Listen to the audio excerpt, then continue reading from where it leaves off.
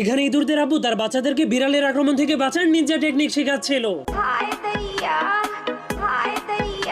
এমনকি তাদেরকে ইঁদুরের ফাঁদের ভেতর থেকে কিভাবে খাবার চুরি করতে হয় সেটাও শেখাচ্ছিল। খাও মা কসম। আর এখানে বিড়ালদের আম্মু তার বাচ্চাদেরকে কিভাবে ইঁদুর শিকার করতে হয় তার ট্রেনিং দিচ্ছিল। হিসাব বোঝো না, দুধু খাও, তোর মরণের চুলকানি উঠছে।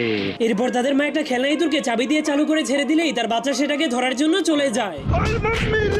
কিন্তু সেটাকে ধরতে গিয়ে তার বাচ্চার অবস্থা অনেক খারাপ হয়ে যায়। ঠিক তখনই একটা চালাক ইঁদুরের বাচ্চা ট্রেনিং এর হাত থেকে বাঁচার জন্য চুপচাপ ঘর থেকে পালিয়ে যায়। এমনকি একটা বিড়ালের বাচ্চাও সুযোগ পেয়ে ঘর থেকে পালিয়ে যায়, যার কারণে তখনই তাদের দুজনের সামনাসামনি দেখা হয়ে যায়। তেরা বাপ। কিন্তু তখনই ইঁদুরের মা এসে বিড়ালের বাচ্চাটাকে বলে, কিন্তু বিড়ালের বাচ্চাটা তার কথা না শুনে তার পিছু করতে করতে তাদের ঘরের মধ্যে ঢুকে যায়, যার কারণে ইঁদুরগুলো তাকে লাথি মেরে তাদের ঘর থেকে বের করে দেয়। এই জন্য সে কান্না করতে করতে তার মায়ের কাছে গিয়ে ইঁদুরদের নামে বিচার দিয়ে দেয়, যা